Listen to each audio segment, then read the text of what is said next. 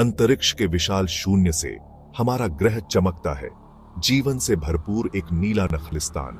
लेकिन क्या आपने कभी सोचा है यह चमत्कार कैसे हुआ? हमारी पृथ्वी, जीवन का यह पालना, ब्रह्मांड की इस अराजकता से कैसे निकला? पृथ्वी के जन्म की कहानी ब्रह्मांडीय अनुपात की कहानी है, अरबों वर्षों की यात्रा। यह ब्रह्मांड के ताने बाने में लिखी एक कहानी है जो हमारे पैरों के नीचे चट्टानों में अंकित है और हवाओं पर फुसफुसाती है। आइए हम समय में वापस जाएं और अपनी इस भव्य कथा, हमारी दुनिया के जन्म का पता लगाएं। हमारी कहानी पृथ्वी पर नहीं बल्कि एक सिंगुलैरिटी के केंद्र में शुरू होती है। एक असीम रूप से घने बिंदु में हमारे ब्रह्मांड के सभी पदार्थ और ऊर्जा शामिल हैं। कल्पना कीजिए, यदि आप करेंगे तो एक अंधेरा इतना पूर्ण, एक सन्नाटा इतना गहरा कि यह समझ से परे है। फिर एक पल में अकल्पनीय शक्ति का विस्फोट, बिग बैंग। समय का जन्म स्वयं होता है और अंतरिक्ष आश्चर्यजनक दर से फैलता है। ऊर्जा के इस मौलिक सूप से पहले कण बनने लगते हैं, हर उस चीज के निर्माण खंड जिसे हम जानते हैं और देखते हैं। क्वार्क्स मिलकर प्रोटॉन और न्यूट्रॉन बनाते हैं, अंततः पहले परमाणु बनाते हैं, मुख्य रूप से हाइड्रोजन और हीलियम। लाखों साल बीत जाते हैं और गुरुत्वाकर्षण, वह अदृश्य शक्ति, इन मौलिक परमाणुओं को एक साथ खींचने लगती है। यह प्रक्रिया धीमी और स्थिर होती है, लेकिन इसका प्रभाव गहरा होता है। हाइड्रोजन और हीलियम के विशाल बादल आपस में मिलते हैं और धीरे धीरे एक विशाल नेबुला का निर्माण करते हैं। यह नेबुला, जो पहले बिखरा हुआ था, अब एक संगठित संरचना में बदलने लगता है। एक केंद्रीय बिंदु की ओर, अंदर की ओर खींचे जाते हैं। ये केंद्रीय बिंदु धीरे धीरे अधिक घना और गर्म होता जाता है, जिससे इसके चारों ओर का पदार्थ भी खींचता है। जैसे ही बादल ढलता है, यह तेजी से और तेजी से घूमता है, अपार दबाव में गर्म होता है। यह घूर्णन और गर्मी एक शक्तिशाली ऊर्जा का निर्माण करते हैं, जो इस प्रक्रिया को और तेज करते हैं। हिंसक शुरुआत। प्रारंभिक पृथ्वी एक हिंसक और अशांत जगह थी। क्षुद्र ग्रहों और धूमकेतुओं से लगातार बमबारी से अपार गर्मी निकलती थी, जिससे ग्रह की सतह पिघल जाती थी। यह अवधि, जिसे हेडियन इयोन के रूप में जाना जाता है, तीव्र भूवैज्ञानिक गतिविधि का समय था, जिसने हमारे ग्रह की नींव को आकार दिया। ज्वालामुखी फट पड़े, पिघली हुई चट्टान और गैसों को वायुमंडल में उगल दिया। पृथ्वी की सतह मैग्मा का एक समुद्र थी, जो ज्वालामुखी द्वीपों से युक्त थी, लगातार बदल रही थी और बदल रही थी। फिर भी इस उग्र अराजकता के भीतर जीवन के बीज बोए जा रहे थे। भाग 6। पिघली हुई चट्टान के महासागर। जैसे जैसे अंतरिक्ष से बमबारी धीरे धीरे कम हुई, पृथ्वी ठंडी होने लगी। पिघली हुई सतह जम गई, जिससे ग्रह की पहली परत बन गई। ज्वालामुखी विस्फोटों से निकली जल वाष्प वायुमंडल में संघनित हो गई, मूसलाधार बारिश के रूप में गिर गई, जिससे निचले इलाके भर गए।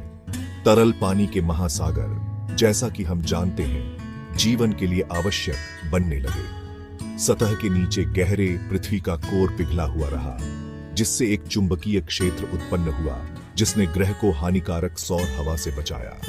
इस सुरक्षात्मक ढाल ने वातावरण को स्थिर करने की अनुमति दी, जिससे एक ऐसा वातावरण बना जिसमें जीवन पनप सके।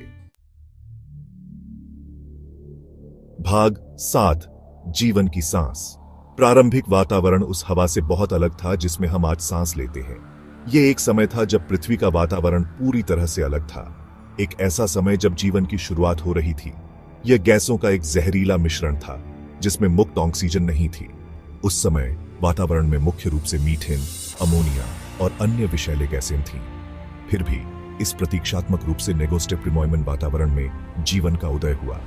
यह एक अद्भुत घटना थी, क्योंकि इस विषम वातावरण में भी जीवन ने अपनी राह खोज ली। सरल एकल कोशिका वाले जीव, जिन्हें प्रोकैरियोट्स कहा जाता है, आदिम महासागरों में दिखाई दिए। ये जीव सबसे पहले जीवन के रूप में उभरे और उन्होंने पृथ्वी के प्रारंभिक महासागरों में अपनी जगह बनाई।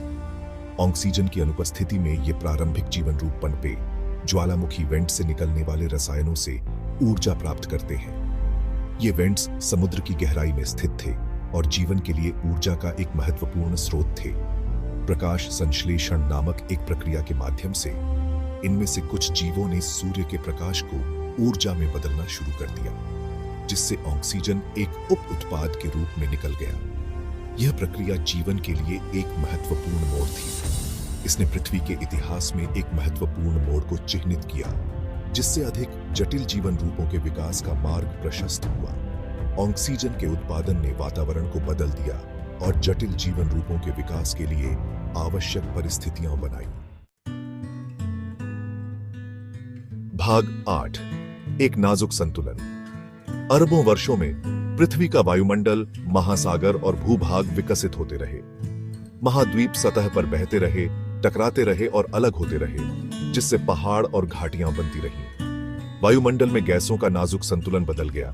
ऑक्सीजन का स्तर धीरे धीरे बढ़ रहा था, जिससे सांस लेने योग्य हवा बन गई, जिस पर हम आज निर्भर हैं। यह नाजुक संतुलन, परस्पर जुड़े तंत्रों का यह जटिल जाल ही हमारे ग्रह को इतना अनोखा, इतना कीमती बनाता है।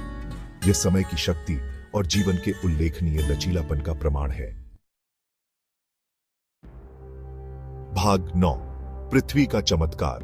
गैस और धूल के घूमते हुए बादल से असाधारण सुंदरता और विविधता का ग्रह उभरा। हमारी पृथ्वी अपने जगमगाते महासागरों, विशाल पहाड़ों, हरे भरे जंगलों और जीवन से भरपूर ब्रह्मांड की विस्मयकारी शक्ति का प्रमाण है। एक पिघले हुए नरक से जीवन रक्षक दुनिया की यात्रा, संयोग और अनिवार्यता दोनों की कहानी है।